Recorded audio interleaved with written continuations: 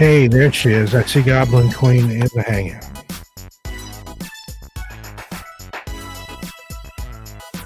Goblin Queen, can you hear us?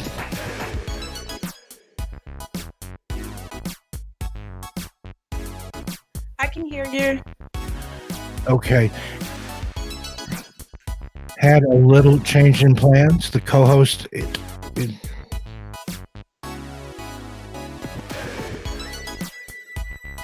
Okay. the co-host had to bow out because of a migraine, so I'm just going to bring you on with me here after we get started. You can sort of be the co-host and the guest. Okay, no problem. Thank you.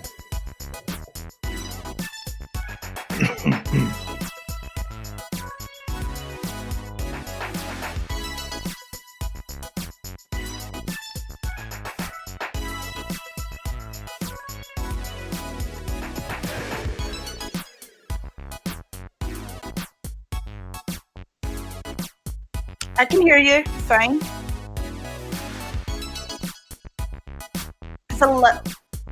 It's a little low over the music, but I can definitely hear you.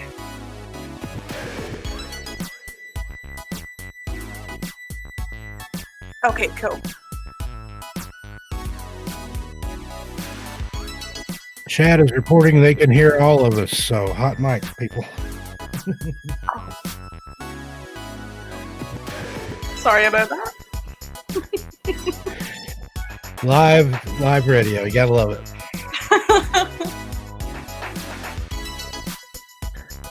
Okay, yeah.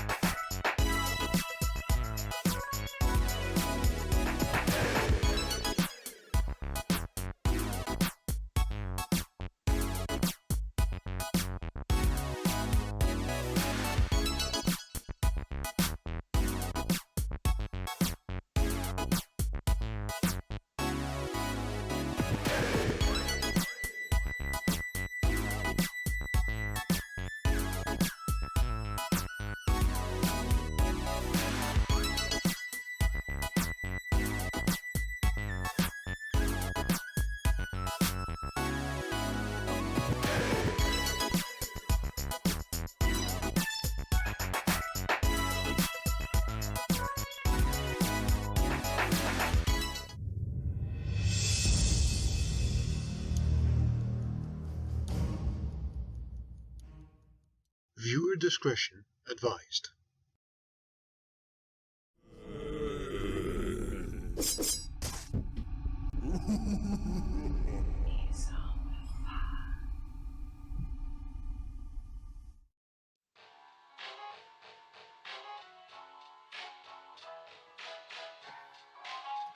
Good morning, Z Horde. Happy Monday and happy Memorial Day.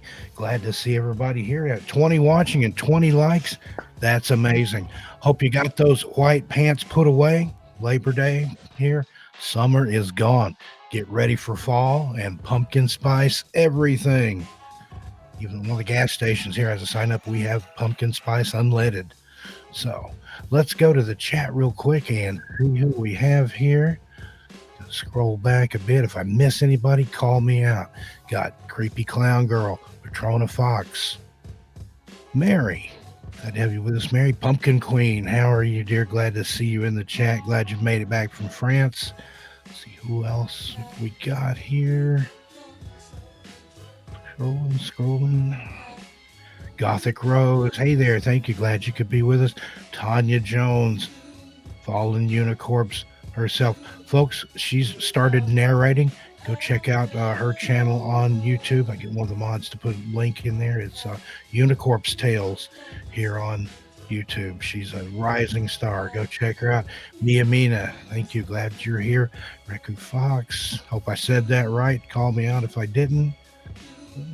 Let's see. Banshiba is in the house. Great to have you with us this morning. Seen a few new faces here. Diary of the Mind. Hello, hello. Good to see you. Sorta Rican Showcasing. How are you today, Jose? Glad to have you with us. It's Haunted Library. Thank you, thank you. And well, I'm going to butcher this one. Earl Riquet and Brenda, Canada. Okay, I hope I said that right. If I didn't, forgive me. And let's see. Is that everybody? Deaf Mute, good morning. Welcome. Thank you for joining us. Don Sharp, hey, glad to see you back in the house here. One of my buddies from East Tennessee. Swamp Dweller, hey, how are you, sir? Glad to see you here. Philia Noctis, hey, Philia. Glad to see you. Thanks to all my mods for being here. Got the best mods in the business. Land Shark Picker, hey there, what's up? Glad to have you with us. Indigo Dreams, come on in. Demented Maniac is in the house. A lot of people here this morning. Thank y'all for showing up. I was just thinking last night, Labor Day weekend, this could go either way. It could be a bigger audience than normal or nobody here at all. And I'd be sitting here talking to myself, which that's no problem. I do that anyway. We're glad to have you with us this morning. Got a fun show. Unfortunately, my co-host, Kat Ward, couldn't be with us. She's got a migraine headache going on. She apologized to everybody. She was really looking forward to be here. Hey, there's Aisha. Hi, everyone. She says, thanks for coming in, Aisha. But Kat sends her apologies. Everybody send her some little peace and love and light there. Those migraines are no fun, nothing to play around with. So what I'm going to do today, I'm going to go ahead and bring our special guest in. She's going to co-host and be the guest, so maybe she'll interview herself. That'd be a treat for y'all. I'd like to give it up in the chat for Goblin Princess Keo, all the way from Scotland. Come on in, Goblin Princess. Hello, hello, hello. Oh, good morning. Love that accent. People in the chat are already saying, wow. And just it's a very, very lovely accent. So how are you today?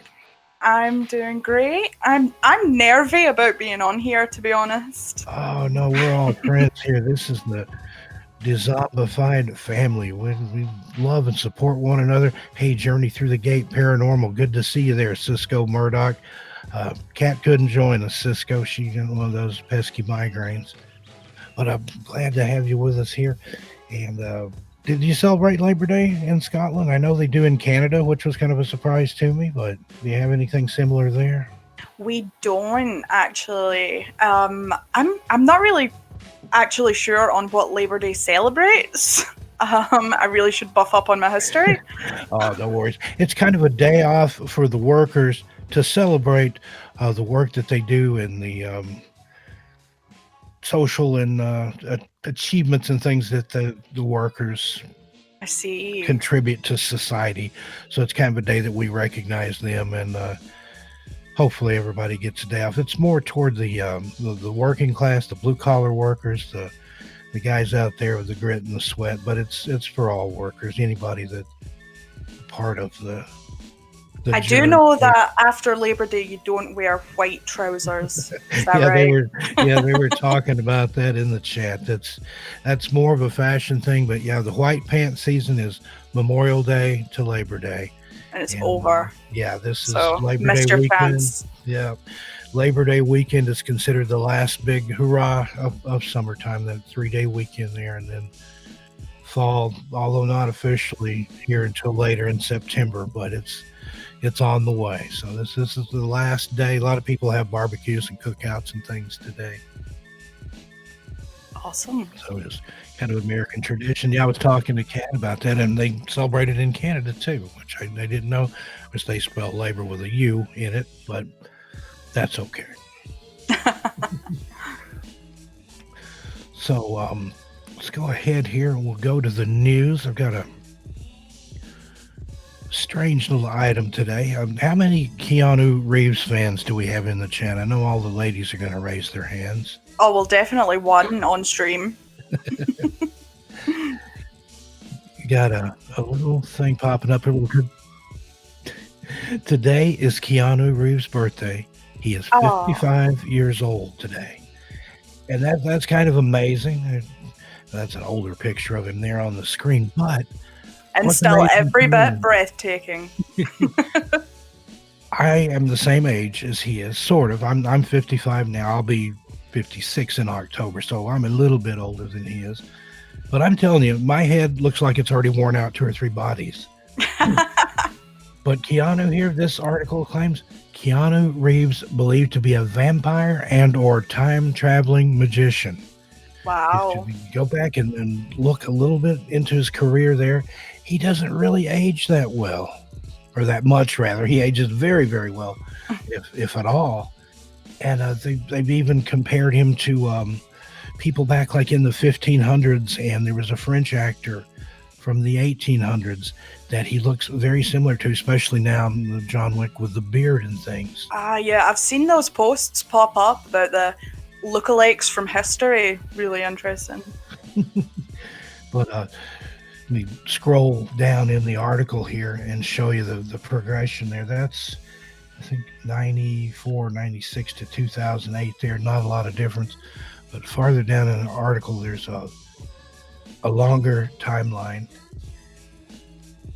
You scroll down there, and it's just really, really strange to look at him. And he doesn't age, or he doesn't age that much.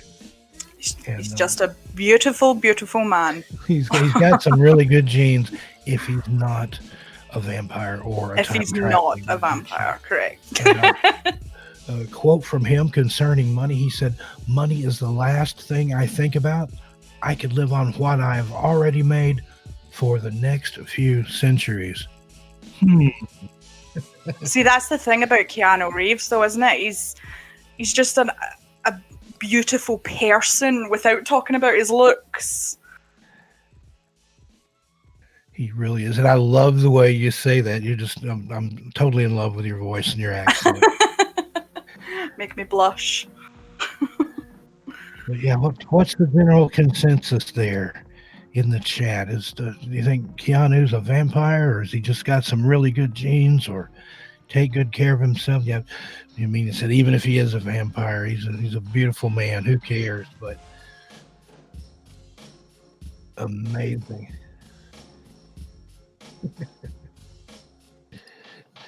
And let's see what else we got. Let me go to another story here. Got an obligatory bear story for you here. Go ahead and bring that one up.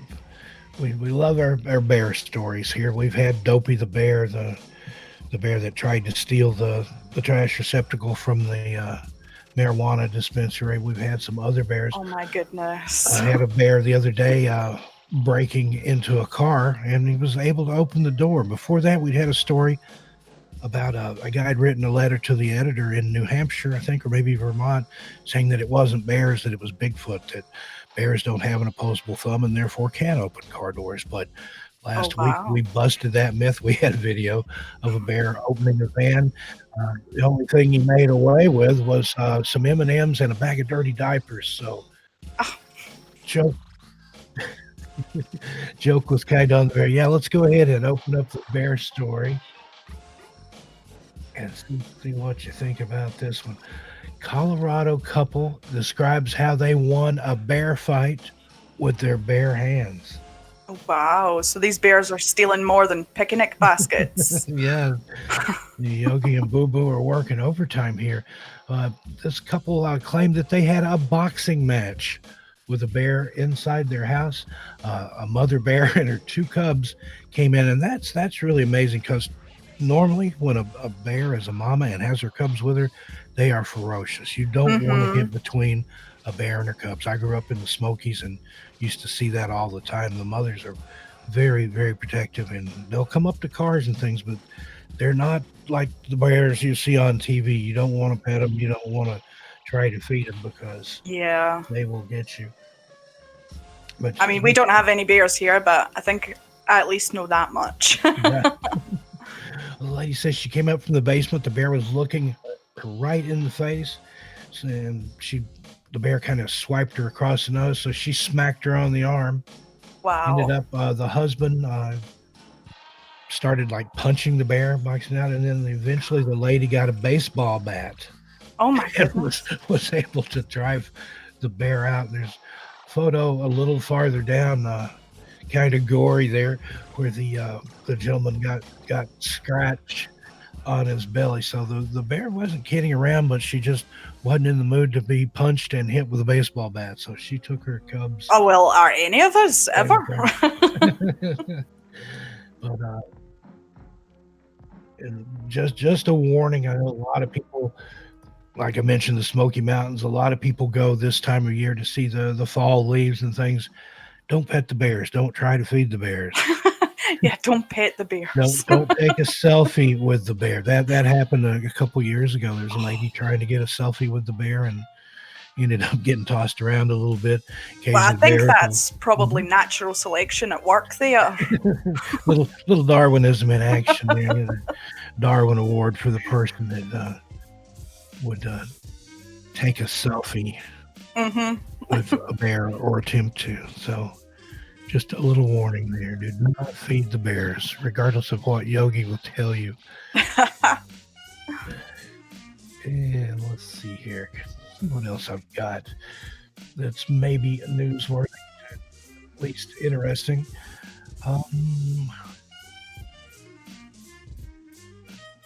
Okay, there's a story about a time capsule here. And I don't know if they do this in Scotland. I'm probably sure that they do. But Time capsules. In America, they'll bury something with stuff in it from the current time and say it's to be opened in 50 years or 100 Oh, yeah, years. we did that here. Well, this one is probably one of the greatest trolls of all time then, because they opened the time capsule up from 50 years ago and there was nothing inside.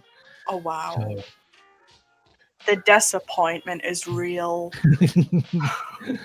oh, yeah. Wouldn't that just ruin your day? Derry, New Hampshire officials in town are trying to figure out how a recently opened time capsule from 50 years ago has nothing in it.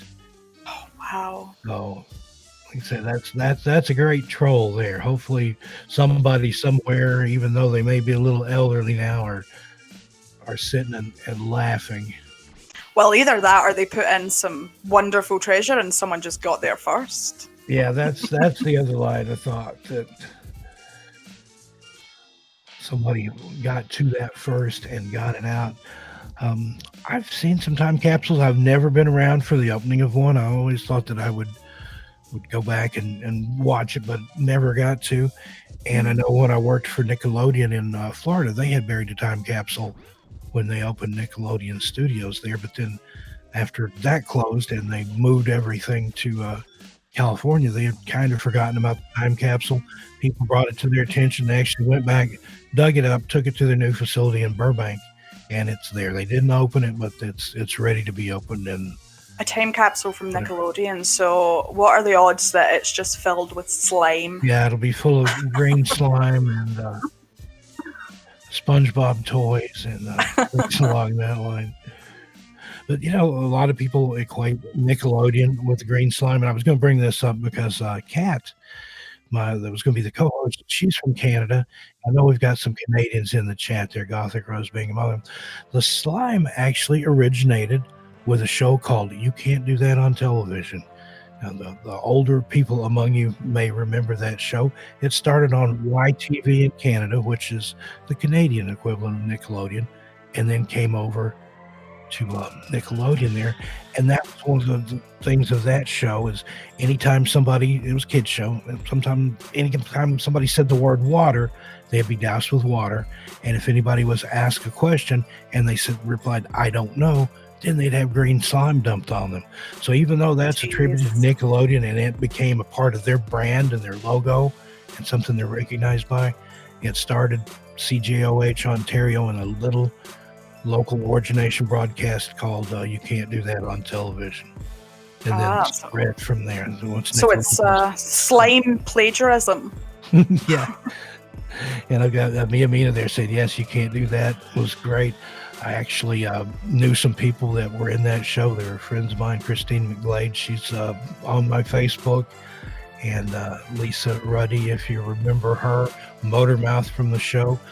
She's actually a mortician now and owns a funeral home in a little town there in Ottawa. So, wow, there's an strange what some of these child stars can get up to. Mm-hmm. And let's see, we'll do one more story here. And here's something interesting from New Jersey.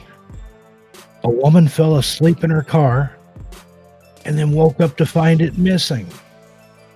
What? How did that happen? Now, granted, she was elderly. She was 80 years old. She fell asleep in her car and then woke up and her car was gone.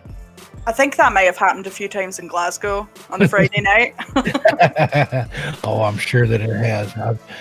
I've been to Glasgow before, and it's definitely party central. It's an experience, Glasgow. But yeah, she fell asleep in her car, woke up and the car is gone. The carjacker apparently removed a sleeping 80-year-old woman from her parked car before stealing the vehicle and leaving her in the driveway. Now, I have woken up in the driveway before, but my car was there. Was it a carjacker or was it aliens? Could have been. So she doesn't remember what happened, but she does have a bruise and abrasion on her face, so maybe. Oh, maybe call Mulder and Scully, not your dog, the real one. He perk his ears up when he hears that. He's here at my feet. Oh. So just a word of warning there. If you're going to sleep in your car, lock your doors. Never know. Well, I mean, if they removed the entire car, I'm not sure locking your doors would really be effective at that point. I think she's just lucky that they didn't just put her in the back seat and let her sleep and take her with them, and then she wake up somewhere else. The vehicle was found and abandoned in another town. So, New Jersey, the only place where it's lucky to wake up without your car. They just took the car. Yeah, that's true. I haven't spent a whole lot of time in New Jersey. I know Cisco's from there and can tell you all kinds of wild stories about Asbury Park. Her husband Mario used to play in a band with Bruce Springsteen. Have her on sometime. She's got a lot of wild tales to tell. Wow. I know Michelle Visage is from New Jersey, and that's about it. She's one of my favorites. I've been to Atlantic City, and I spent several hours, miserable hours, one time in the airport in Newark, waiting on an international flight out, but that was neither here nor there. There are some cool places in Jersey, though, like the Pine Barrens, and you have the Jersey Devil, and Clinton Road, and Shades of Death Road. There's some creepy things in New Jersey. Some great urban legends. Absolutely. Okay, let's go back to the chat here and see if we've had anybody else come in. I was kind of trying to watch it out of the corner of my eye. I think we're caught up. I don't see anybody that I didn't see earlier. I think we've got a couple of my people from Facebook popping in over. If there's anybody there I didn't call out your name, let me know in the chat. Have a little roll call here.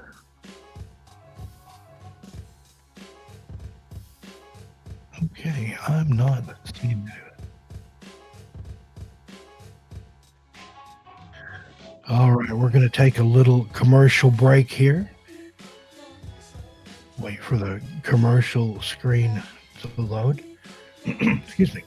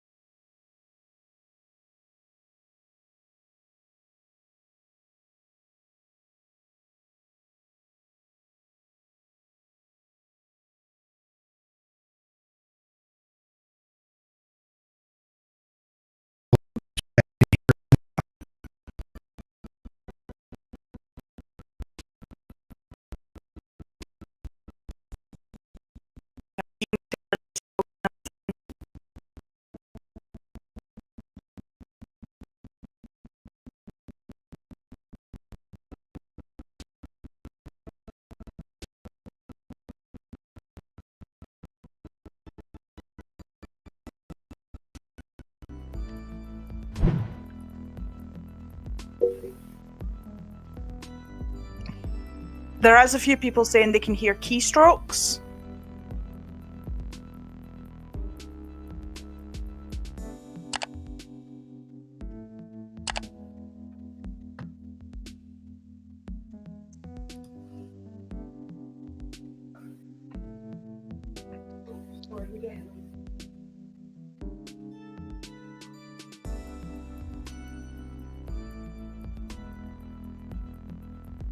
Oh, Ian's saying that he's got volume back. Okay, looks like we are back now. If you can hear my voice, yeah, okay, I'm seeing Emilia Pumpkin Queen. Okay, everybody saying here. Sorry about that, folks. That's the joy of live radio. Anything can and often does happen, and it's kind of weird, but on these paranormal streams, it seems to happen more often than not when we're talking about something strange or weird. Appreciate you watching the long commercial there, but get you one of those Z-Horde mugs. That's the best way to support the stream. Buy some merchandise from the Teespring store. Mods will put the link in the chat. Don't know if you heard us bantering about the mugs or not, but we were talking about all the different things you can do. You can put your hamster in there, your toothpaste, your flesh-eating plant, whatever you've got. I was telling the Goblin Princess Kyo, you can put her iron brew in there. Mm-hmm. Always stocked. They call it Scotland's other national drink. Indeed. The national drink is whiskey. Okay. Should have known that. I suspected. Iron Brew obviously comes a very close second, though. Oh, absolutely. And it is made of girders. I did some research. Of course. And for those of you who don't know what a girder is, here in America, you may know it as an I-bar or a T-bar. It's a big piece of steel that they use to build buildings. And they often have an orange, rusty color. Well, actually, there is a little bit, I think it's like 0.0002% of ferric citrate in an iron brew. So it really is made of girders. Ferrous means iron, so there you go. First time I'd ever had one, I was in the UK. As I was a very young man, I was hitchhiking through the country and had long hair at the time, was kind of a punk rocker, so it was more backpacking than hitchhiking. I didn't get a lot of rides, but I had a Eurail pass. I got on a train somewhere in England late at night, and I woke up in Scotland, and I kind of stumbled out of the train station, and I hear this girl yelling at me. She's like, "Oi, oi." And I look over, and she's like, "You need an iron brew? It'll set you straight." Well, it is our favorite hangover cure as well. So. Yeah, and I thought it was alcohol. I'm like, no, that's the last thing. And they said, "No, drink it." And I drank it, and it was so delicious. At that time, I was parched. I was dry from the air on the train and everything, and it was the best thing I'd ever tasted at the time. Oh, yeah. It's kind of hard to get here in the States. I've heard rumors that it's outlawed or banned. It's not. You can find it. You just have to look for it.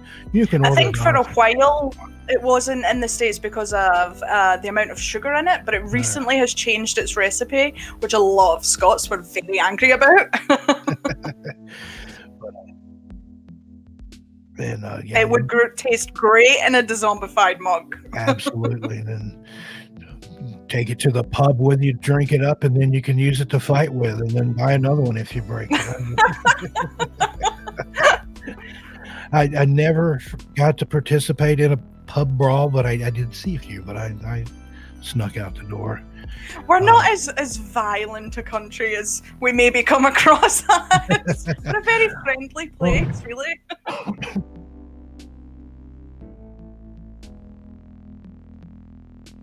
And of course, Dezombified mugs are the preferred mug for bar brawls if you're going to get into a bar brawl. Absolutely.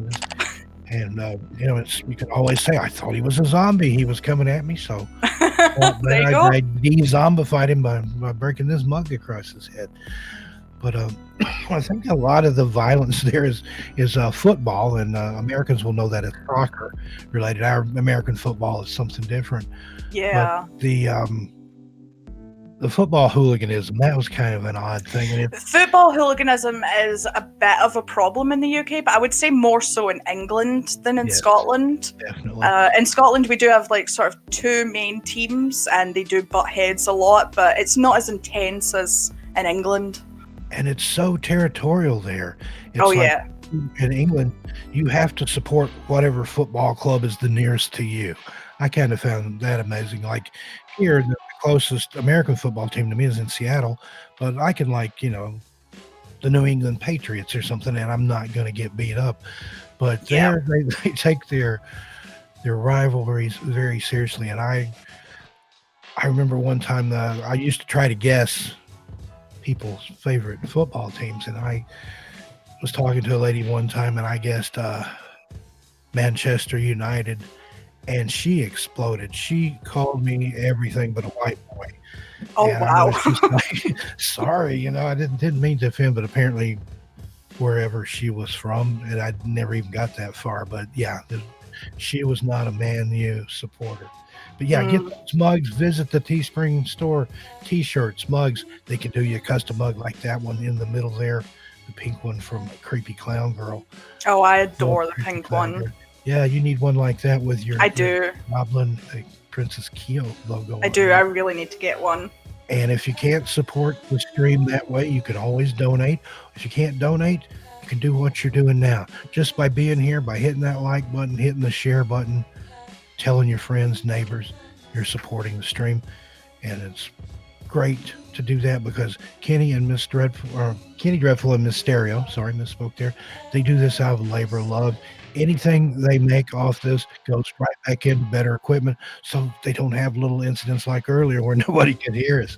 But I think they do a fine job. Let's give a round of applause in the chat for Kenny Yay. Dreadful and Miss Stereo for all that they do. Yeah. Standing ovation.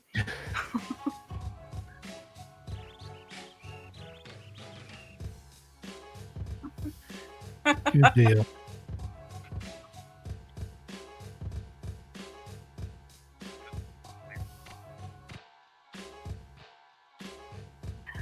I do. I love I'm here. Supernatural, but I'm a bit behind on it. The chat can't hear this, but Kenny is whispering in our ear that Goblin Princess sounds like Rowena the Witch from Supernatural, and I'm sure she would take that as a compliment. Oh, of course.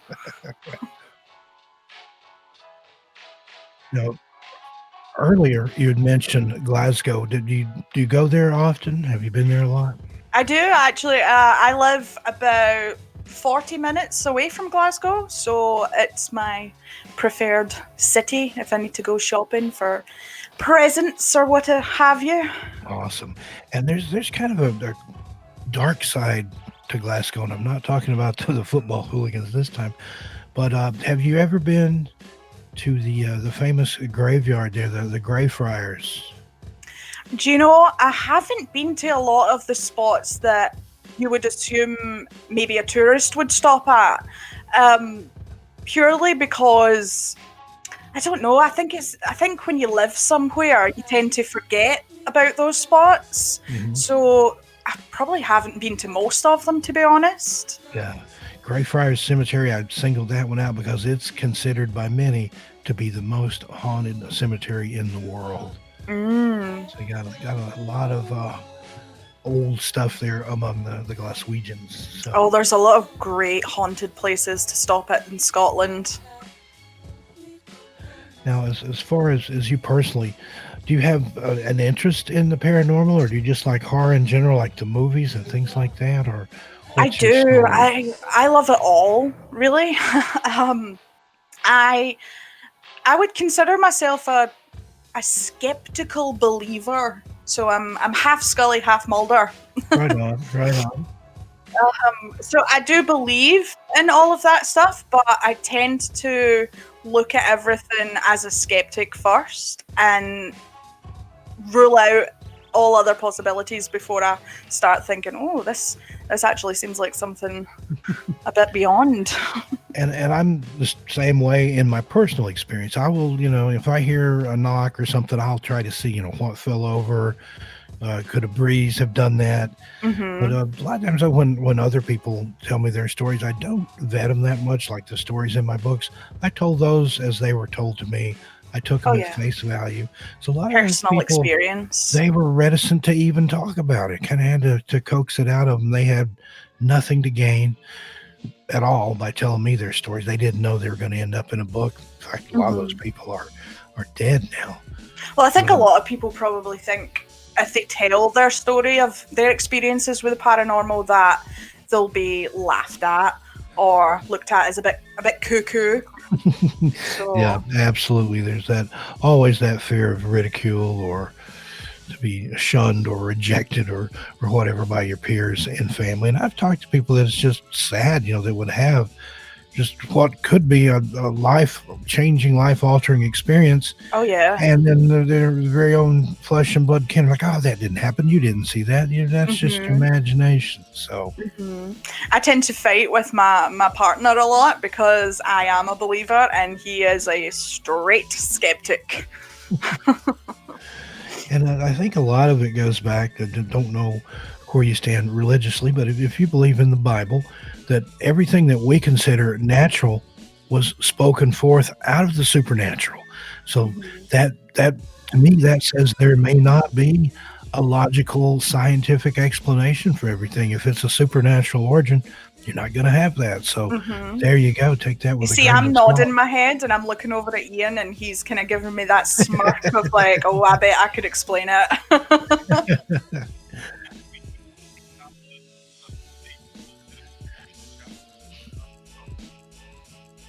Okay.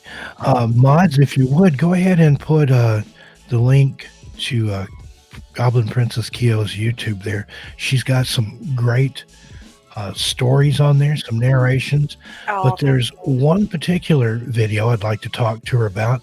And this is definitely for the people in the chat that are content creators. And we have a lot of other narrators and people here that create other types of content as well.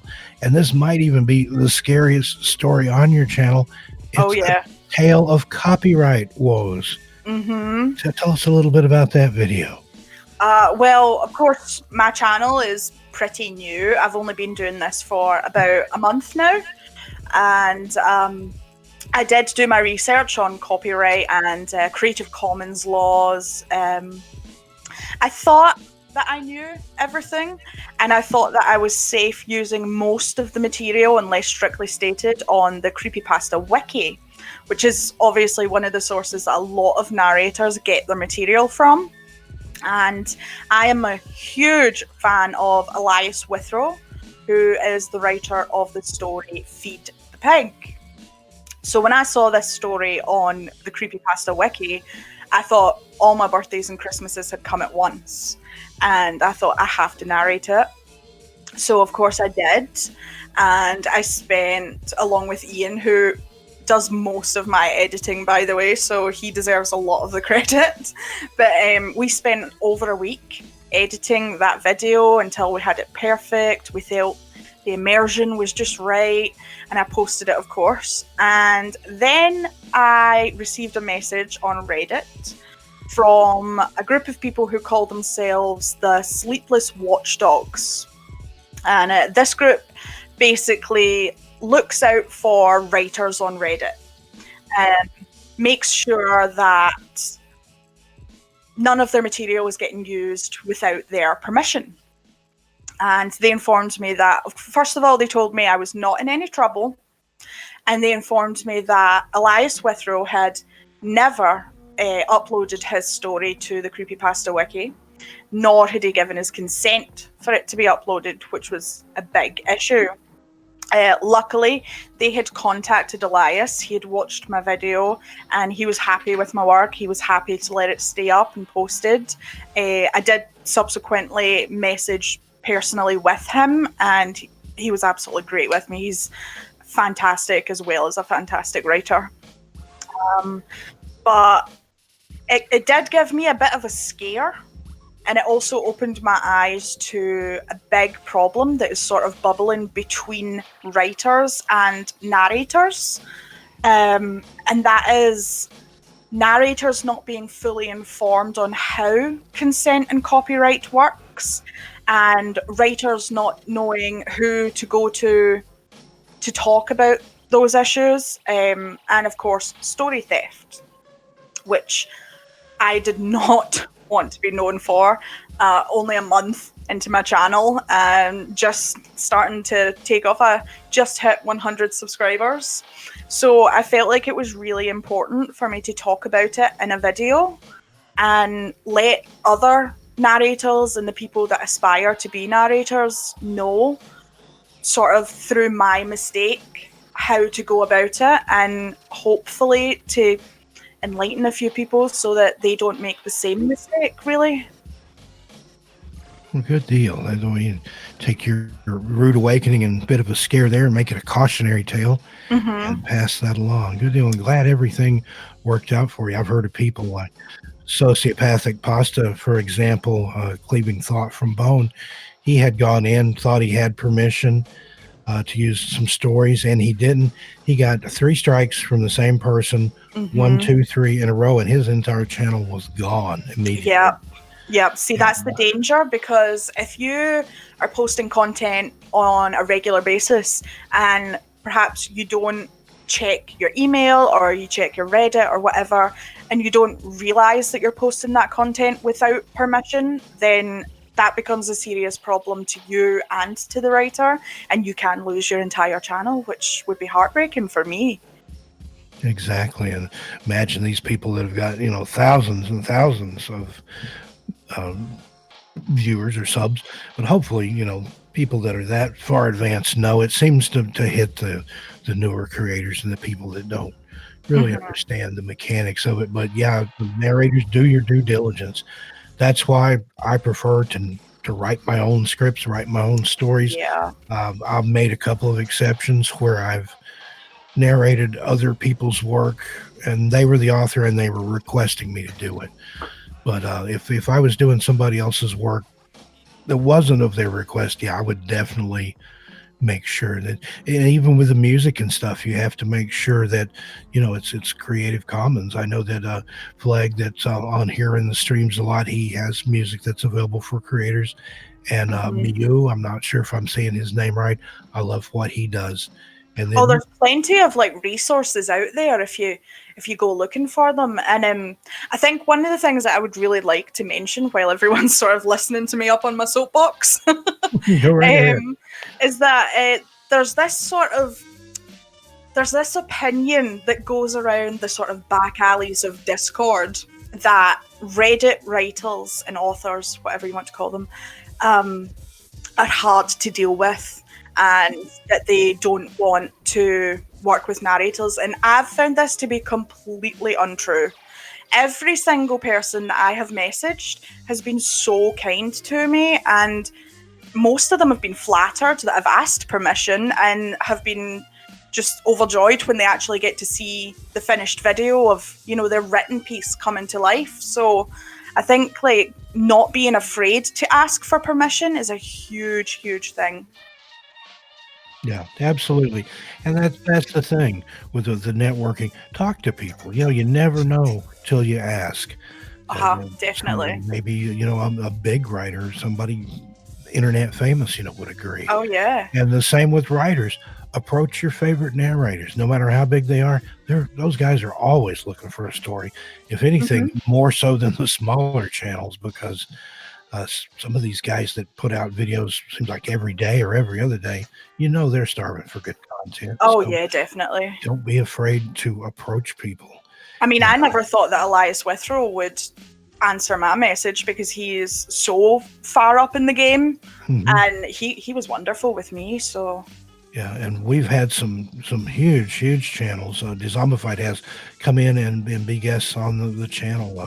Let's Read and some of those guys, that are just way up in the stratosphere. Still waiting for GM Danielson. He's one of my favorite narrators, and I said on one of his live streams one time that when I win the lottery, I'm going to hire him to follow me around and narrate my life. I don't know if you're familiar with his work, but literally, I could sit and listen to the man read the phone book or the back of the cereal box or the ingredient label or something. He's got such a compelling voice. He sounds like a classically trained thespian, almost like Hammer movies, where you're watching some of those Peter people Cushing just have those voices. Christopher Lee or Vincent Price. He's in that league.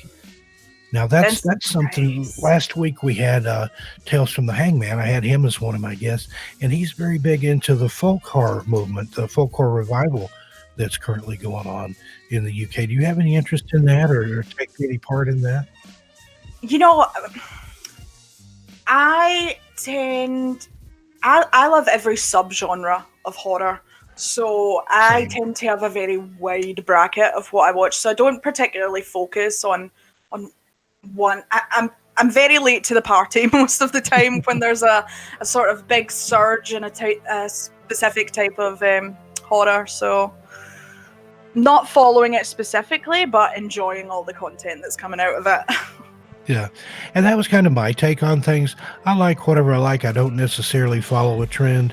Sometimes if there's been a lot of noise made about something, I may pay it a little closer attention. But I was like, folk horror revival, it never went away. I've been, a fan of it since Yeah. I heard of it going back, to the last time there was a revival, like back in the early 70s with The Wicker Man Oh, and films fantastic like that. movie. If you haven't seen Midsummer, which is a new film, go see Mhm. it if you like that type stuff. It's very reminiscent of those movies. And I'm talking about the original Wicker Man. No offense to Nicolas Cage, but I just didn't care for the remake.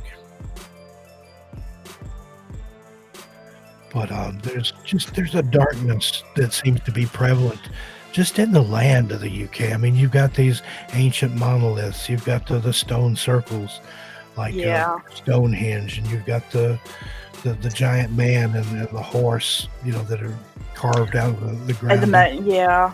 Do you have Mhm. things like that in Scotland too? Do you have like the stone circles and the pagan There altars and the druid type stuff that's prevalent in other parts of the UK?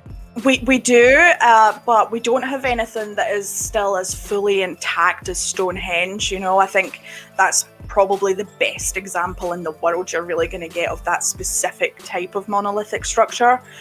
But we do have some absolutely beautiful sort of remains of what used to be. I don't know what.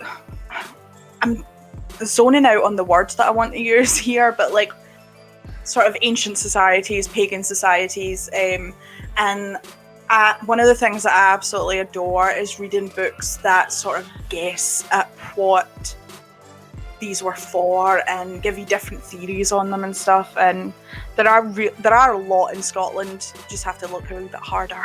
Yeah, and it makes you wonder because people theorize, this was an altar where they did blood sacrifice, and the druids are probably going, that was our picnic table, blood sacrifice. What are you talking about? You never know, but it is fun to read the conjecture and just think about, what may have gone on at some point. Love a good theory.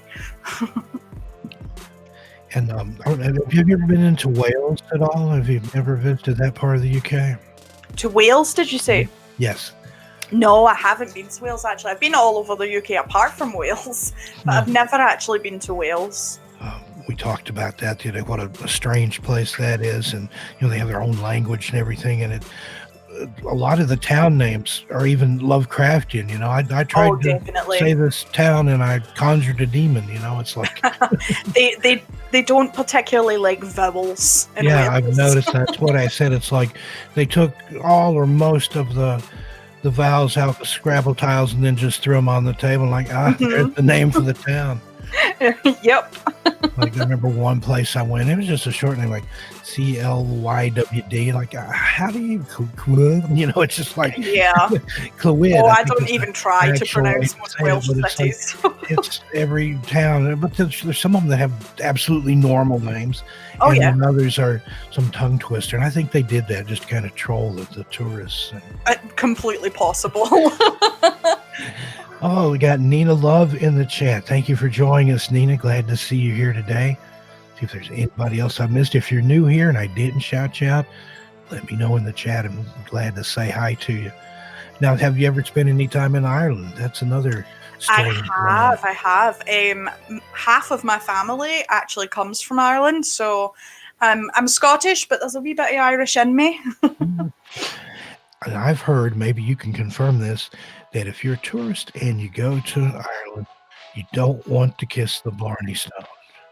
Oh, well, unless you'd like to be expecting a few months down the line, I wouldn't suggest it.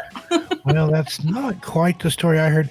I heard that the locals, after they've been to the pub and on the way home, often go by and take a pee on the Blarney Stone and then laugh about it the next day when they see the tourist hanging upside down there and giving it a kiss. So, Well, see, you're giving away the Celtic secrets now. they're going to come after me now with their shillelaghs and bash me about the head. But just that's another wonderful land. Lots of folk tales. I mean, a lot of our Halloween traditions of the Oh, yeah. the jack-o'-lantern and things like that. It actually started in Ireland, not with a pumpkin, but with a turnip. Can you With a imagine turnip, kids going yes. door to door today with a turnip with a hot coal in it? My granny, actually, she would carve a turnip when she was a wee lass, so... Oh, that is awesome. Now, speaking of Halloween traditions, what's Halloween like in Scotland? I know in the UK it's close to Guy Fawkes Night, and some kids kind of combine them together. There's trick or treat and penny for the guy at the same time, where they haul the dummy around. For you Americans that might not know, Guy Fawkes tried to famously blow up Parliament. And so they celebrate Guy Fawkes Night. Kids build an effigy of Guy and they tote it around town and go door to door, kind of like trick or treat, penny for the guy, and collect donations. And then they have a big bonfire and burn all the effigies there. But what do you do in Scotland for Halloween? How do you celebrate? Well, Halloween here, it depends where you are, really. Oh, I'm getting a bit of feedback there. Sorry. Am I clear? I am. Okay. Yeah, Sorry about that. Halloween here, it's a lot less about the trick-or-treating. You don't see as much of a... Oh, what's the word I was looking for? As much of a to do with the decorating houses and having all the ghouls and ghosts and everything out in the gardens and stuff. You don't see as much of that as you do in America. But there are a lot of fantastic sort of ghost hunts and sort of old castles and things that you can go to that'll have like special events. There are a lot of like festivals up in Highlands that you can go to around that time of year. Yeah. I'm sure Fire Festival is around that time of year. I've not looked into that for a while, but and on Guy Fawkes, well, that is pretty much our version of your 4th of July celebrations. It's very much about the fireworks, so there's always a display in every town and it's fantastic. Wow. Sounds like a lot of fun. Want to take just a minute here. We're going to take a break and play the Z-Horde anthem. I don't know if you've ever heard it before, but it's a little song of thanks that Kenny and Miss Stereo created. Sort of shout out some people in the Z-Horde. Give everybody a minute here. This is our equivalent to baseball, the 7th inning stretch. Get up, move around, folks. Shake your zombie booties, as I like to borrow from Outcast there. Shake it like a Polaroid picture, folks. And then we'll be back. We've got some more questions I want to ask you. Then we're going to have you tell a little creepy story or something there for us. This one goes out to all you Dezombified friends, the Z-Horde. We want you to know just how much we love you. Shout out to Ophelia Noctis, creepy clown girl, dark carnival got this. A local nightmare, it's so amazing. Puerto Rican Jose's entertaining. Dark waters, dog man is twisted. Nation 1994, really gifted. Dustin Flemings, stronger than the rock. Hellfire's out here making everything hot. Yeah, Braden 23 of fire's a G. We're kryptonites down, Kitty's family. Now there are times when we all need gore. Danny Martians in the house, never know what's in store. Mandy Mortem is legit and a queen. Gothic Rose enchanting, she's on the scene. 13 past midnight, things that go bump in the night. Gory B, horror addicts are out of sight. Big ups to the late horror show. Emily's Adventures in Horrorland, here we go. And you know we gotta keep them dice rolling, MD Who Entertainment, she's been chosen. Give it up for the evil outcast. Swedish mom is dope, yo, you know she got class. So if you get bad vibes from storytelling, then these monsters in my mind will leave you yelling. You see, we all about hearing stranger stories on the creeps. So sweet, she really got love for me. Penny tails up, narrating for the win. Queenie Todd, they amazing, but real dark and grim. The Mentor Centaurs, Flickathon, Swamp Dwellers, Scolded 22, they be our fellas. Anime tone, time he lives, a fantastic panic, deep paranormal history, great graphics. What's up, Willis Greedia? I meant CP, I'm gonna guess so bent with nefarious TV. Slumberies are the morbid, Cap 7, truly salmon. And we can never forget about Karen. Karen. Karen. Karen. Karen.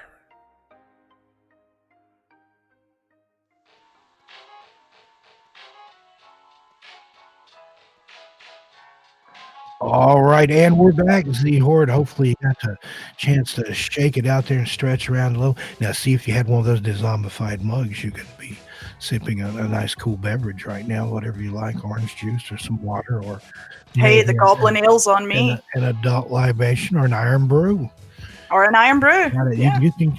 Somebody was saying, where can you get it at here in the States?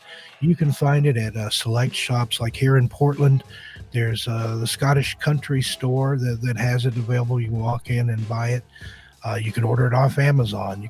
I think you can get as small as one bottle, but if you're going to order a 6-pack because you'll like it and you'll get addicted to it. Of course, you can pledge yourself to the Goblin Kingdom, and I'll send you a care package. There you go. But here for the folks just joining us, we're talking with Goblin Princess Keo, who's coming to us live from somewhere in Scotland, and happy to have her as a guest this morning. And you were talking about some of the Halloween rituals and traditions there in Scotland. Very, very fascinating stuff. And I like the fact that, and here it kind of cycles. I've seen a lot of Halloweens, and it was really big when I was a small child back in the 60s and 70s. And then it kind of waned for a while in the 70s, late 70s and early 80s. And then it's upswing. And now there's a huge uptick.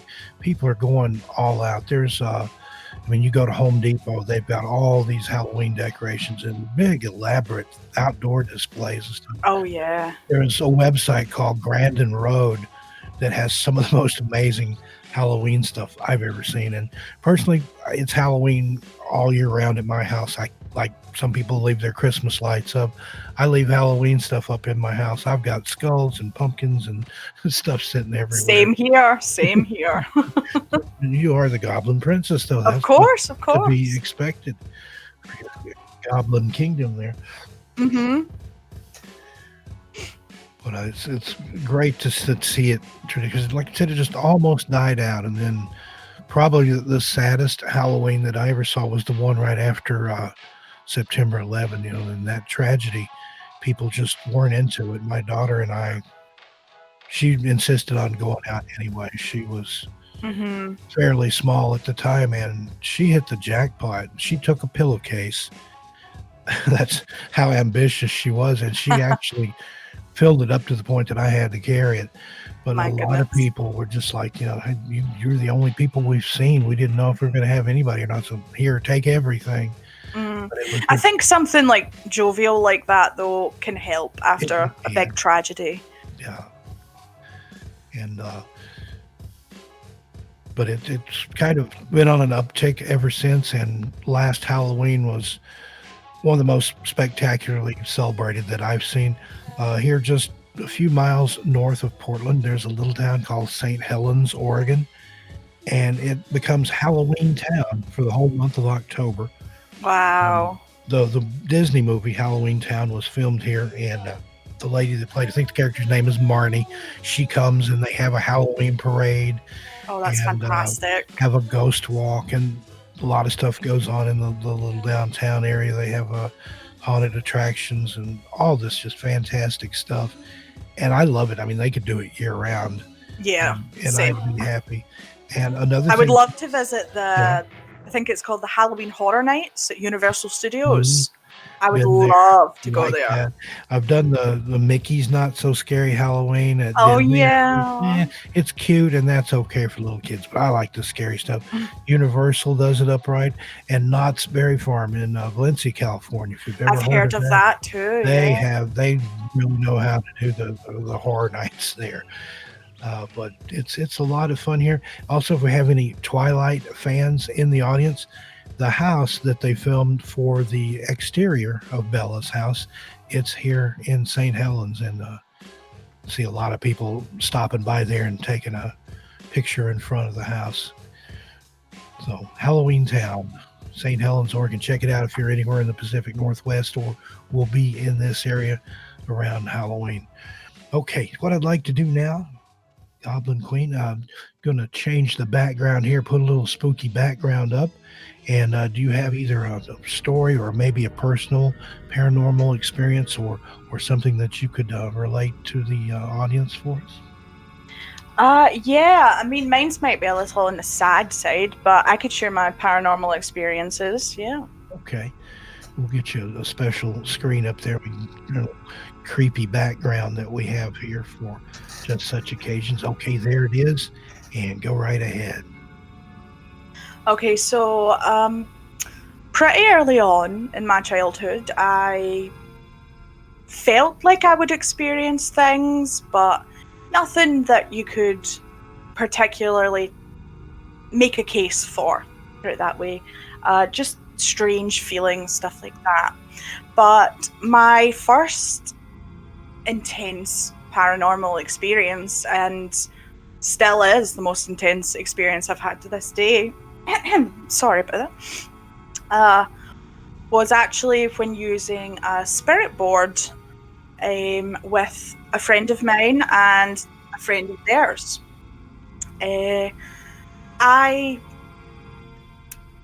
It's hard for me to say this part because I have been laughed at, of course, by so many people, but I truly believe in my heart that I contacted my papa. And of course, in America, I think you use the word papa sometimes for your father. I am referring to my grandfather, who was my best friend in my childhood. And he died quite early on in my life, unfortunately.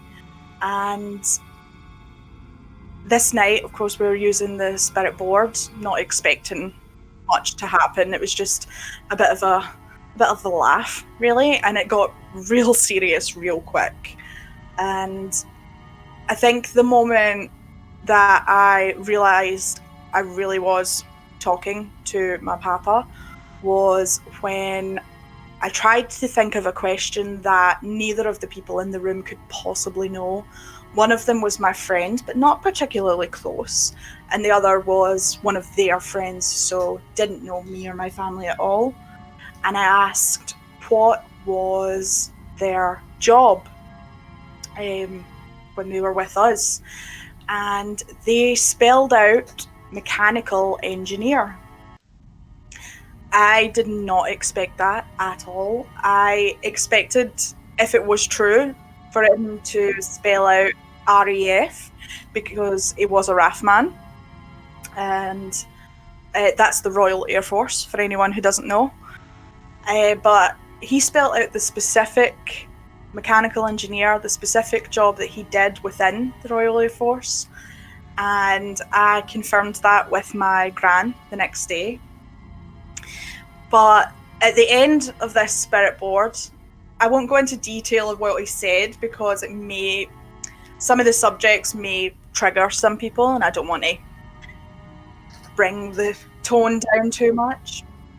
But at the end of using this spirit board, when I was saying goodbye, there was a white feather that I have no idea where it came from. It was just there when I looked down at the board, and ever since then, in the moments of my life where I really, really need someone, I really need support, or I'm getting particularly emotional talking about my papa with my gran or someone, a white feather always seems to appear. So to this day, I truly believe that the white feathers are my papa's way of letting me know that, you know, he's there, he's got my back. And I think that's probably the most powerful paranormal experience I'll ever have in my life. And I'm quite happy with that. So yeah, I guess that's the end. Wow, what a great story. It is kind of bittersweet, but it does kind of give you some confirmation there. And I've had some experiences with the Ouija or the spirit board or the talking board as well. And they are capable of knowing things that they have no way of knowing sometimes. I've been in a room where other people were doing it, and they're going around the room and asking questions, and it answered some stuff for me that nobody in the entire place knew about but me. So kind of strange. And I like the feather story there. And you and I talked about this Of course, your previously. feather story, Yeah, and in my third book, My Strange World, which, excuse me, is my personal experiences. And the way that came about, after my first two books, I was going and doing radio shows and podcasts, and the host would inevitably ask, what about your paranormal experiences? Do you have any? And I would tell a different tale or so. And one day I sat down and thought, you know, I wonder if I've got enough to make a book. And sure enough, I did. So I've got a book of my own stories there. I've got a chapter called The Christmas Feather. And it's a very similar experience to yours. I would only see it around Christmas time and in certain parts of the house. I was never able to catch it because I was small.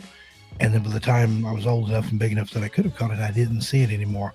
Although occasionally I'll see one outside, but that could be explained away. As I was telling you earlier, the house That's I grew that up skeptical in, side coming in. yeah, but the house I grew up in was totally hypoallergenic because I had to have that when I was a child. I had terrible allergies, and we didn't have goose down or any kind of feathers anywhere in the house because at that point I was just deathly allergic to them. Yeah. So no idea where it came from. As far as I know, nobody else ever saw it.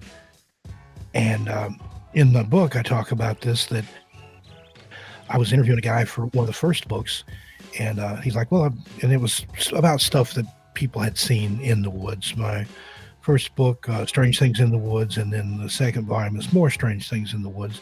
So that it had that theme. And he's got, well, I've got another story I'd like to tell you, but you might not want to hear it because it doesn't have anything to do with the woods. And I'm like, nah, go ahead and tell it. You know, I'd still like to hear the story. Yeah. And it was almost identical to my experience, except it wasn't Christmas time, but it was a lot like yours. When he was having times of trouble, or when he was depressed or going through a rough patch, he would see this white feather. And he said, it's my grandpa. Apparently the grandpa had told him when he was little that, you know, after I pass on, I'm going to come back as a feather and watch over you. Wow. And darned if he didn't. So now you make the third person now, including myself. Yeah. I know that have had a feather experience, and maybe more. Hopefully we'll hit on something here see if there's anybody in the chat that, if you've ever seen a feather that you considered odd, that seemed to defy the laws of physics and follow you around only to disappear, let us know in the chat. Please, yeah. That was a great story. Thank you for sharing. Thank you.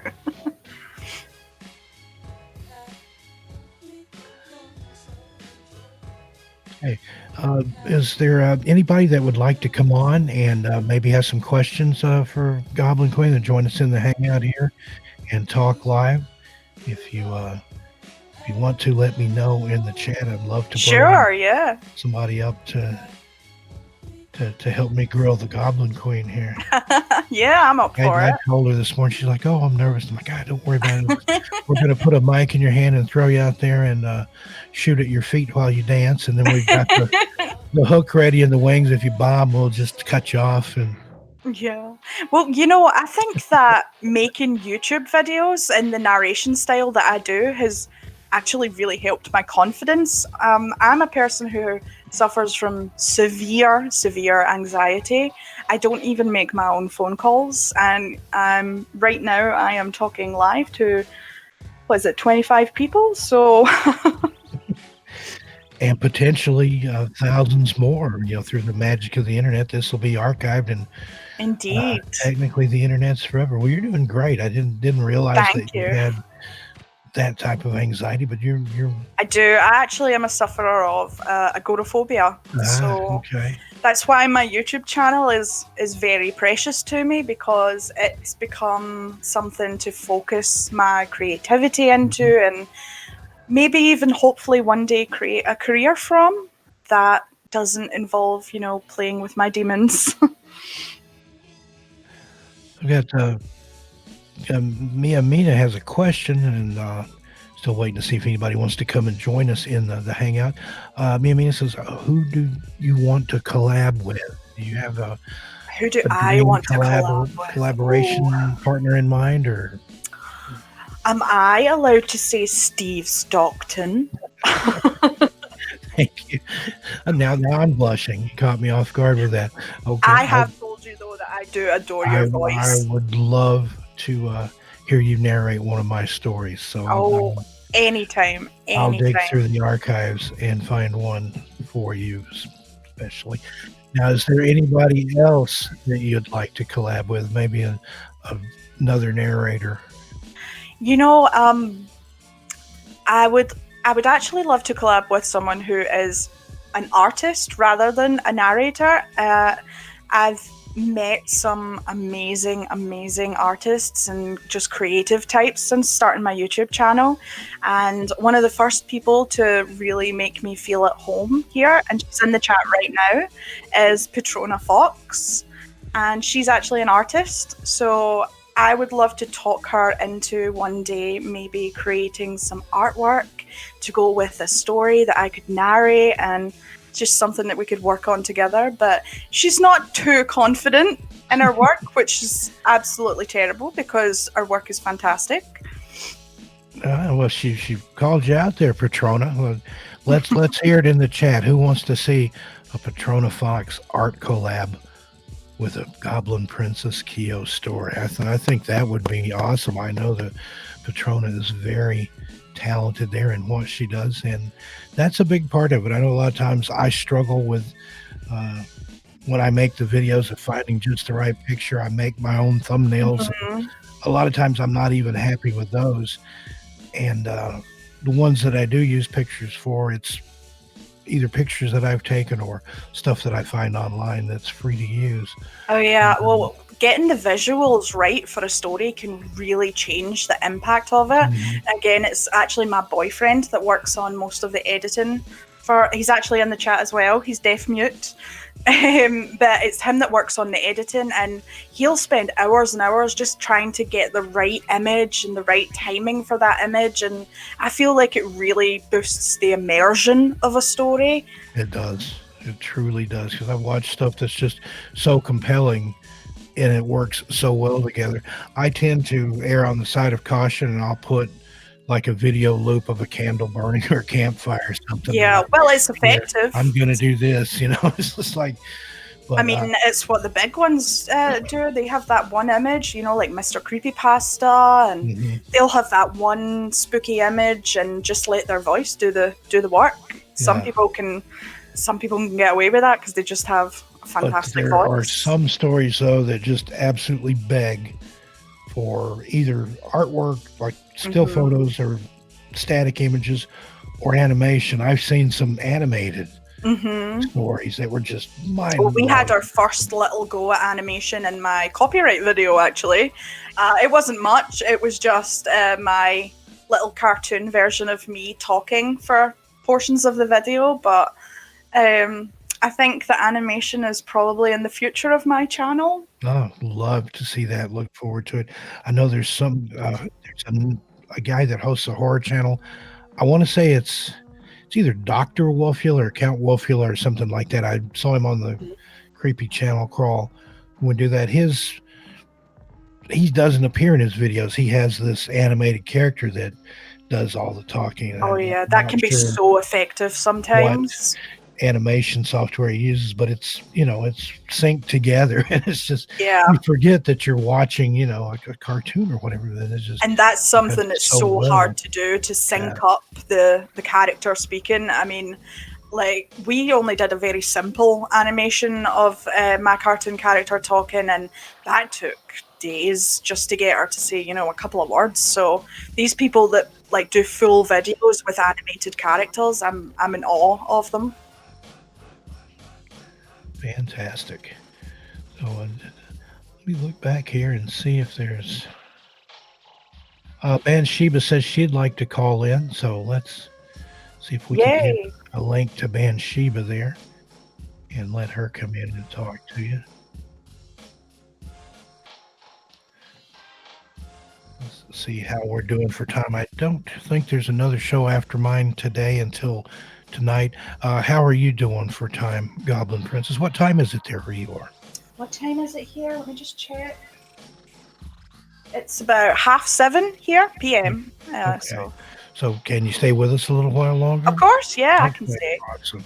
Don't want to fatigue you there or give you wear you out than your first time on the stream. So No, I'm perfectly comfortable, and thank you for making me so comfortable as well. it's my pleasure. But I knew when I talked to you this morning, we did a little sound check prior, and I knew it was going to go well. Yeah. I've been on some shows or heard shows where, you know, it's just terrible. The host didn't know how to ask the questions, and the guest was giving one-word answers, and it's just like, oh my God, no. You know, so this is great. I love it that you take part, you join in, you converse with us here. Well, thank you so much. Everybody in the chat loves you and having a wonderful time. Oh, That accent, oh my God. Oh, we got Tina in the chat there. Hey there, nice to see you. She's one of my best friends on Twitter. I think she likes anything that I tweet and retweets for me. Glad to see you here. awesome. And we're waiting for Bathsheba to get a link to join us in the chat here. Dezombified, if you can hear me, are you sending that link to her, or did you want me to? Okay, they're going to take care of you. While we're waiting, I can say thank you to everyone who has jumped over and subscribed to me while we've been chatting. Thank you so much. It's really, really appreciated. All right, what are you up to now? Can you give us a live count? Hello. Can you hear me? Hey, there's Bathsheba. Hi. Welcome. Oh, Good to speak to you I here. I just want to say, Goblin Princess, I want to say that you have been spectacular. I Oh. absolutely love everything that you have said. Oh, thank your you. experiences, and I mean that from the deepest of the heart. I really do. And you've done great. Don't be nervous around the Z-Horde. We are all family here, and you are always welcome here. I promise you that. Thank you so much. That really means a lot, actually. Gosh, these are going to get me to tear up. Well, I didn't want to do that, but I just wanted to let you know because you deserve that. Really, honestly, I understand. Girl, you have a talent, and you need to just go ahead and do it because, this is the place to do it from. Yeah, thank you. Really, thank you so much. And you're doing great, girl. You really are.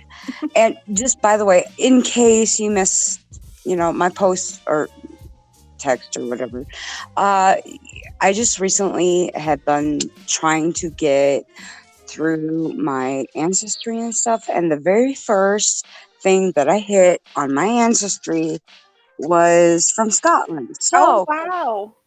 Yeah, I was a little surprised on that. I'm like, ooh, I expected Irish before that. Honestly, Oh, well, I'm so sorry.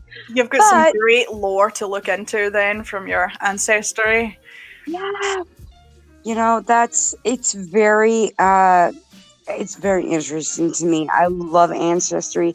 I love to look into, the family and find out their past and stuff like that. And, just the lore from each and every country. Oh, yeah. So much is it's It's so great. It really is. I love Yeah. castles. I have been to Europe before, back in '94. I'm old, sorry. But I've been there before, and I was able to see a few places, but England and France. Uh, okay, not to offend anyone from France or anyone from French background. 'Cause I have French background, but when I went to Paris, I'm sorry, but yeah. So that's all I have to say. But anyways, it's beautiful. I love it. It was Thank you. awesome, and I would love to go to Scotland. Oh. Are you located near like one of the big cities? I'm or whatnot, actually, like I'm around 40 minutes away from Glasgow. I'm right on the coast. Like, Ooh. my apartment actually has a balcony right over the ocean. So I'm that Oh my close to the God, coast. that's awesome. There is so much history through there. I've been doing a lot of reading. Mhm. My son is half Icelandic. And so naturally, I had to study on some of the Viking lore. My ex-husband, soon to be brother, I learned a lot about the sagas and stuff like that, and all the places they went to, and Scotland, Ireland, England, that whole island. Oh yeah, we It's have just a really Viking festival every year, which is fantastic. That is so awesome. Oh, someday I want to go. I Oh, really do. I would love to go there. There's so many places I want to visit. yeah. It's just a matter of money at the time. But, Well, give me a eventually, ring if you're ever over near Ayrshire. hell yeah, well, I mean, yeah, I'm not going to give that up. No. That is so awesome. I mean, Edinburgh and, Dublin and London. I mean, I've been to London. I have seen, the Tower of London. There's so many stories from that. And when I went over there and we were following the Beefeater, I felt so bad because I was in high school because, I apparently knew everything at that point in time. What is it about high school? I don't know. But anyway, I was like asking this, asking that, just because as far as the paranormal was concerned, I mean, when you look at Europe, it has such, I mean, you guys go so far back in your history and it's recorded. Oh yeah, And I we're think that oldies. is wonderful. Yeah. So, I'm hearing all these things and, I just, I was thirsty to just know, oh, is this, Well, that's the what best way to be. I mean, I'm a history nerd myself, so I absolutely love looking into things like that. So I'm right there with you. Yeah, I agree. I mean, I loved it. I loved the Tower of London. I got to see the block oh my God. I saw the block. I saw the block that stained from centuries of royalty that has been accused of treason just because they could. Oh yeah, the But- monument where Anne Boleyn was beheaded. Yeah. That's Yeah. a good spot to go. Oh God. I want more. I want to learn more. I really do. I'm thirsty for that type of, historic information just because. Yeah. At Bathsheba. Yeah, definitely. Hook me up. It's very easy. Yeah. I don't particularly use my Twitter account, but I can definitely send you my Discord link and we can hook up and chat about it. Yeah, she's very, very, very active on Discord. Goblin Princess, are you on the Dezombified Discord? I am indeed, yes. Okay. Good deal. Whoop, And whoop. Sheba, thank you for taking time out of your Labor Day festivities there to come and join us. And, Sure thing. have some I questions. enjoyed it. Thank you. And thank you so much for everything that you said to me. It really meant a lot. You know what? Go with it, girl. Go with it. Do it. Do it. Do it. Do it. Don't let anyone discourage you. Do it. Thank good. you. You I are will. wonderful. And I- You have a new sub, by the way. I just want to let you know. Oh, I'll be thank checking out you. your channel. And I second and third that you've got a talent there. You're just such a pleasure to listen to. Just the accent for one thing, but just the way that you tell the stories and just Oh the way my that you get goodness, into it. guys. You have a talent there, whether you knew it or not. Just like me, I had no idea I could do this. I was a writer. Yeah, let's And- all tell Steve how amazing he is. Let's switch the He spotlight. is. Hush now.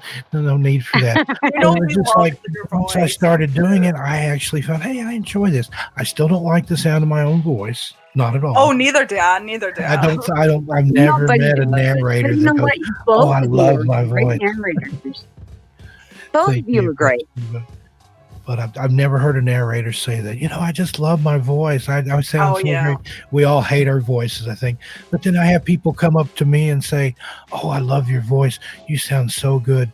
It's so Yeah. calming." I go It's to sleep strange to listening hear you, as and I well just- when you've like hated your own voice your whole life, and then someone will tell you, "Oh, you have a magnificent voice," and it's like, "Whoa, I really? Like, I just don't hear it." But I mean, I'm slowly building confidence, and I mean, today is a bit of a testament to that. So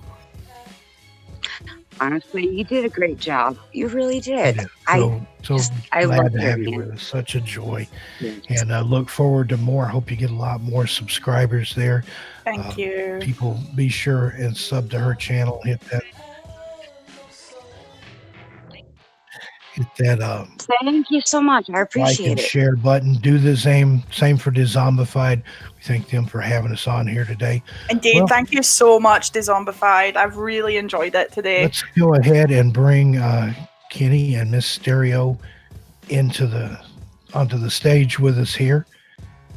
Let them say hi to everybody. We appreciate you guys. Want to get them in here. Get a round of applause for all that they do in the background. You guys in the chat don't know it, but they're cueing me in my headphones, letting me know what's coming up, if there's anything going on. Oh yeah, definitely. So keeping me on my toes here, keep things going smoothly.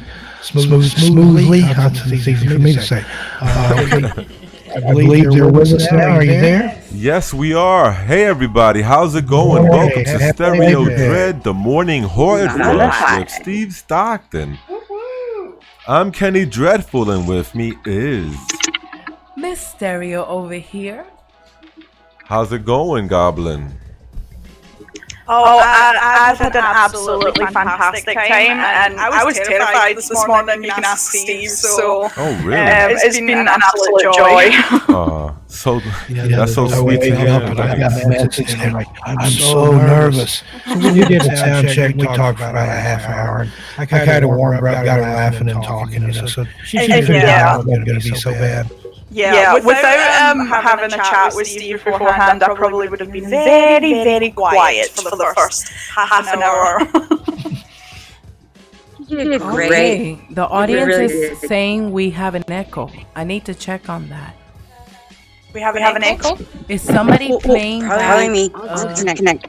Oh, Okay, okay. Ian's Hi, here. We do have Bathsheba. an Thanks echo. for calling in. Yes, Bathsheba's great, by the way. Yes, guys. she is. Bathsheba So sweet. has been so supportive of us You know what? After many this, ways. you know what? We should play her poem right quick. Would you guys like to hear Yeah, Bathsheba's this is Let's a go good ahead poem, and hear that. I don't know if Goblin. you've ever heard of Goblin Princess, but I have not.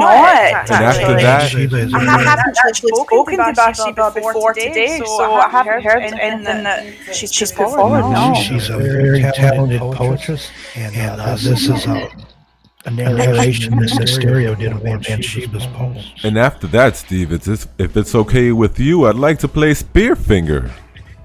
Oh, go right ahead. That's an amazing Cherokee legend that I wrote up. Kenny was gracious enough to narrate it for me. Did such a wonderful, masterful, professional job on it. Went through the roof. It's my number one video of all time so far. It's just passed, I think, 2,200 views this morning. Wow. 4 or 5 times what the nearest video to that number is done, and it's been out for months. So it's done that just in a few days. So I would all to Kenny and Mercury the Scribe, who did the voice of Spirit Fingers. Yeah, she was great. All right, I'm so going to disconnect. Sorry. all right, bye, Ben. Thank you, guys. I appreciate it. Bye, Shiva. Enjoy your Labor Day. Thank you. Let me see here. I'm over here making sure that it's not on our end. Bear with us for just a moment here, folks, doing a little technical troubleshooting there, Mysterious, checking all the everything, jiggling all the wires and punching all the buttons and making sure and see if we can get rid of that echo. Yeah, absolutely. I think Bansheeba's having a little trouble logging off. Yeah. I think the echo might be coming from me and Steve. I'm trying to get it out.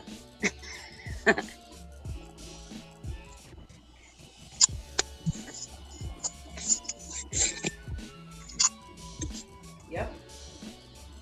Hold on. Yeah, now Bansheeba's avatar is still on screen. Well, maybe try muting your mic, Bansheeba, until you are able to get off. I think the echo's gone. I think the chat's saying that the echo is gone now. We're good. Okay, good deal. Can everybody Thank hear you the for your music patience, okay, everyone. though? Echo's gone. Good. Okay, great. Great. All right, so, well, I guess without further ado, We're gonna play the poem by Bansheeba, The Devil's Butterfly. narrated by Miss Stereo.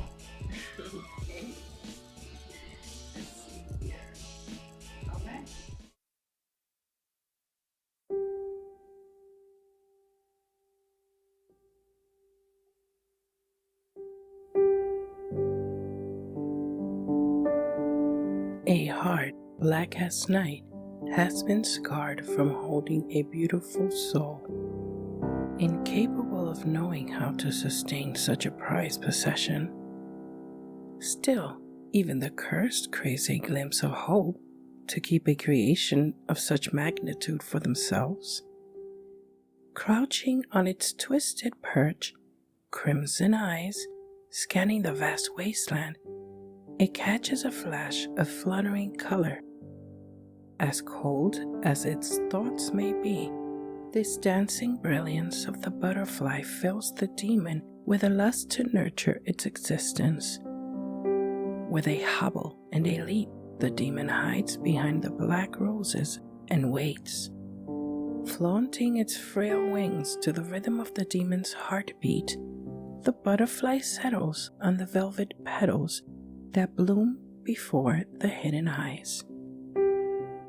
A wide rose-tainted claw unfolds slowly before the butterfly as a deceitful offering. Since manipulation is the only source that feeds the demon's veins, it doesn't think twice about snatching up something so precious for itself. The spellbound demon insists on deceiving itself to believing it is possible to unite with this masterpiece, despite its own hideous appearance. Just as it wished, the butterfly glides into the open palm. A faint grin rises on the demon's narrow, weather-beaten face. Flush with ecstasy, it can barely contain this new feeling and staggers to keep its ground. The demon sits down gently and tickles the butterfly's wings. A great calm fills the demon's thoughts. It has finally found what he perceives to be true love. Just as existence couldn't become any sweeter, the demon feels a soft flutter brushing its claw. The butterfly ascends onto the top and lifts off into a gentle breeze. The demon, stunned by this action, jumps to its feet and catches the butterfly in flight. The demon's heart pounds ramped in its ears, for the sudden absence of this butterfly had caused an agonizing pain surge through his soul. This is the demon's butterfly, and it belongs to no other.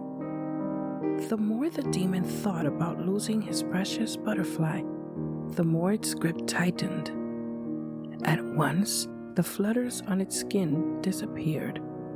The demon opened its claw and looked at its precious treasure. The beautiful, brightly colored wings that once spread about were now withered, and the colors faded together in a mournful gray hue. The demon, surprised, picked up the butterfly by the wings. Out of panic, the demon's frantic fingers lose their gentleness and accidentally pull the wings out of the butterfly. A sudden feeling of agony fills the demon as it realizes its own selfishness has destroyed the only thing it had ever loved. In tearful rage, it attempts to piece together its beautiful butterfly with no relief. The demon drops the lifeless parts onto the cold stone below. Defeated by its own being, it leaps onto its twisted perch and hangs its head in shameful disgust. Paralyzed in its pain, its claws clamp deeply into each other as they return to stone. His eyes of fire fade once again into the dreary shadows of the night.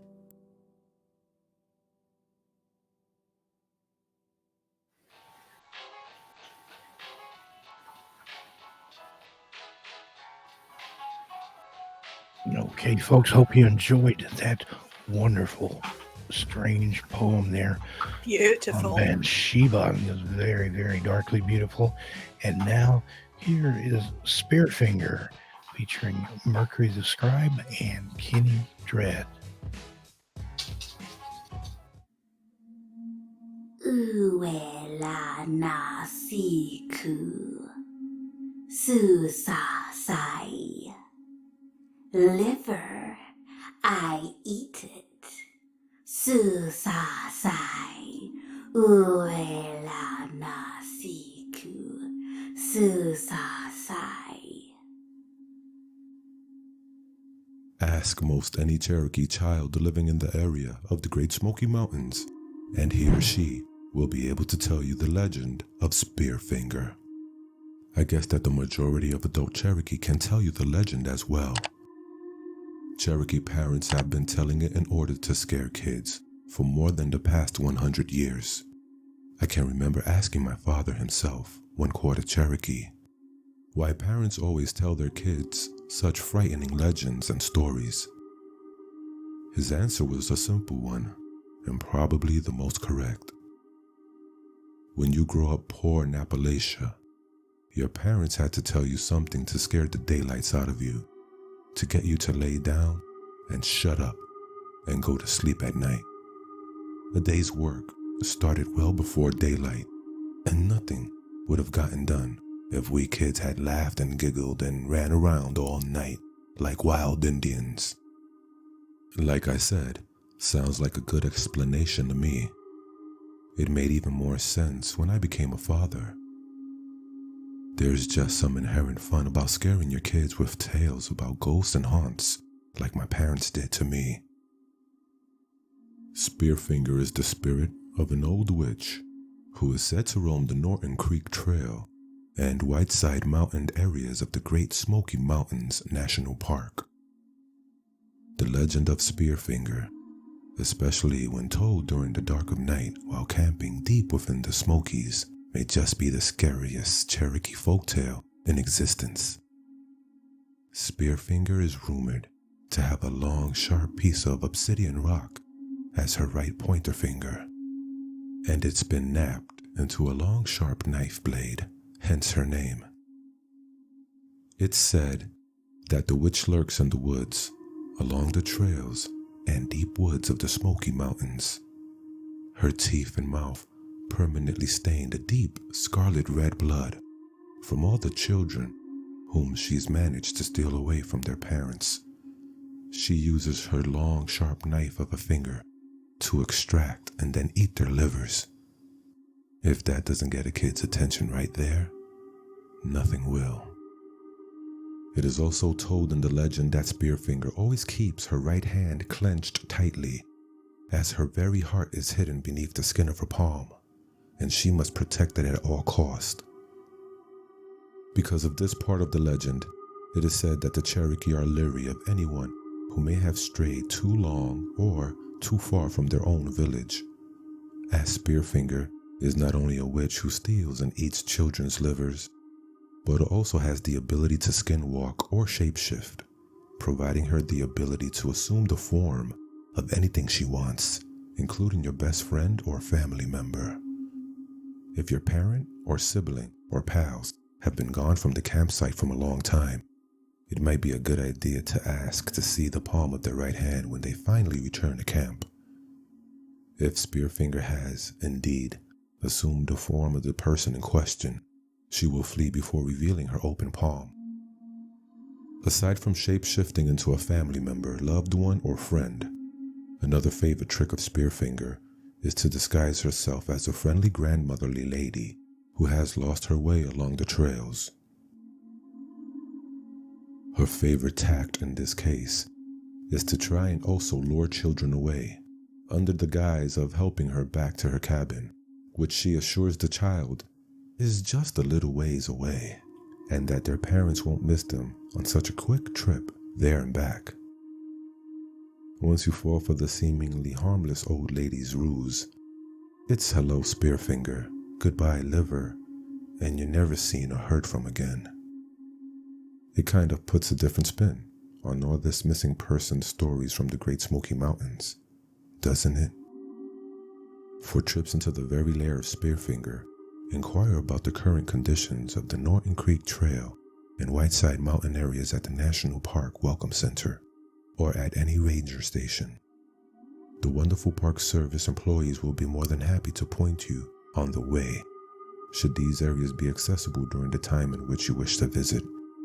Please be aware that due to the weather and other factors, the conditions of trails and amenities within the Great Smoky Mountains National Park can literally change without warning. Make your trip a safe one and live to tell the tale.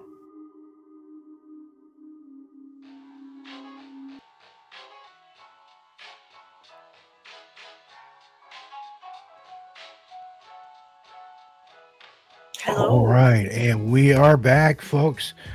Wow, that was great. I loved hearing a Bathsheba's story, or poem rather, and then that just superb narration that Kenny did on my story there. That is Very creepy. Very he creepy. did a knockout job on that one. It just so happened Mountain Monsters featured Spearfinger in their season premiere, so I had all these people show up that were searching YouTube for Spearfinger, and they found my video. So perfect storm, synchronicity, divine intervention, whatever happened there. Or Video just pure took off. talent. Yeah, I think I owe all that to Kenny. That's, anybody can write the story, but it takes somebody special to narrate it like that. He's got that whole Barry White thing going on there with that smooth jazz, late night FM voice. You know, it just Perfect mix. absolutely.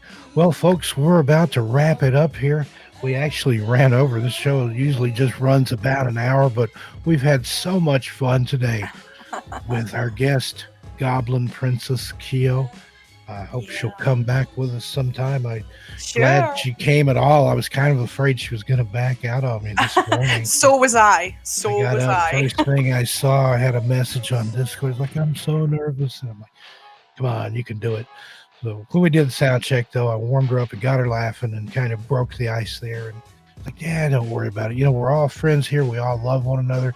You won't find a more supportive group than what you've got here with Kenny and Miss Stereo and the Z Horde family. Yeah, We are a family. everyone has been so welcoming to me. So, like, just thank you to absolutely everyone. It's been really, really nice. So let's have a round of applause in the chat for Goblin Princess Keo. I think I called you Goblin Queen earlier by mistake. Oh, you've done it a few times. Don't worry. I can get that around in my head because we've got Pumpkin Queen and Goblin Princess, but you know the Just a princess room is full of the queens. first in line to be the queen, and you're my queen. So there you go. Oh, I'll let you knight me with your goblin scepter there, and And then I'll be Sir Steve Stockton. How's Indeed, that? indeed, definitely. Sir 13 past midnight. But again, thank you for taking the time out of your day. I want to shout out your boyfriend Ian for the technical assistance behind the scenes Yep. there, for helping us out, make sure everything goes smoothly. He's the man behind the curtain with There all you of my go. work. And everybody in the chat, thank you for coming out. I saw Mighty might come in there. Glad he's feeling better. Just want to invite y'all back. There's a show tonight, the main Stereo Dread show, 7 p.m., I believe, Eastern time, which would be 4 Pacific, different wherever you are in the world. I'm not sure who the guest is. I looked on the schedule here and I didn't see it. So if anybody knows, pop it into the chat there. But it's sure to be a good show, whoever it is. They have brilliant guests all the time. Never had a bad show. Oh, Creepy Clown Girl is going to be there. Oh, that's going to be great. Yay! She's one of my favorite people. She's got her own Discord server. She's one of the best mods in the business. All my I will mods try here are to great. stay up late so that I can listen to. I appreciate Mia and all the other mods here. And, if you're looking for something to do, you want to hear Stereo Dread, you want to help out the chat, they've got a playlist. Click on that playlist, go about your chores, go to sleep, do whatever you need to do. Let that play in the background. That helps the channel out, gives you something to listen to, gives you nice, creepy background there. Perfect background music. Yeah, absolutely. And again, thank you, Goblin Princess. I get it right this time. I apologize. I'm going to have to go back and re-listen to the stream and see how many times I messed up. I get carried away. I'm having a big time here, though, so I hope you forgive me for. But, you know, the princess is next in line to the throne, so. Exactly. I'll be queen one day. Well, you're the queen of our hearts today with your narration there. Oh. And appreciate it. Everybody in the chat, you have a great rest of your Labor Day weekend. Yeah. Enjoy it. This is the last big hurrah of summer. Stay safe out there. If you drink, don't drive or get in the boat and tear around the lake there. You know, you can get a DUI on the boat just like you can behind the wheel of a car. So stay safe. Live to tell the tale. Come back and join us tonight. Again, that's 7 p.m. Eastern time zone with Creepy Clown Girl. You folks have a great day, good morning, good afternoon, good evening, whatever it is, wherever you are. I'm Steve Stockton, and I'm out of here. Goodbye.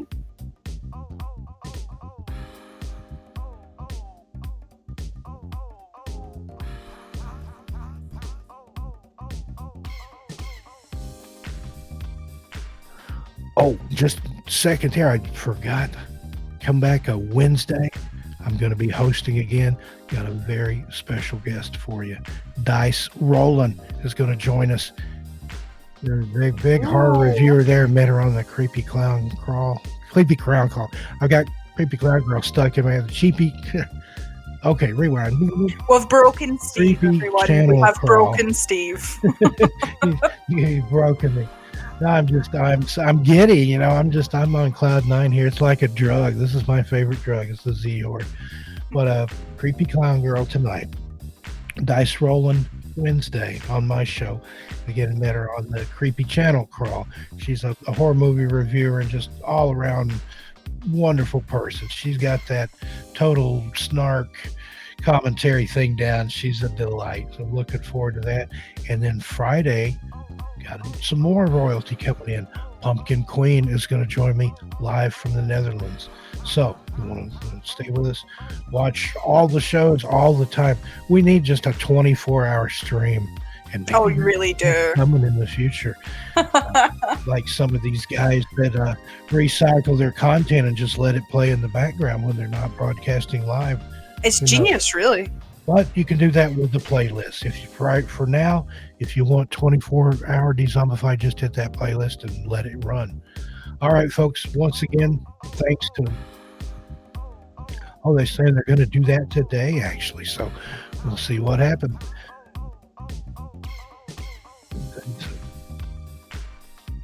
in beta testing. They're going to stream live just some past favorites, some good episodes there. Said there's not a bad one in the bunch. So have fun. Again, I'm Steve Stockton, and I'm out of here. I'll see you tonight in the creepy clown girl. Man, I can't talk today. See you tonight on the stream with Creepy Clown Girl. All right. Have a good day, everybody. Thank you. And goodbye. Goodbye.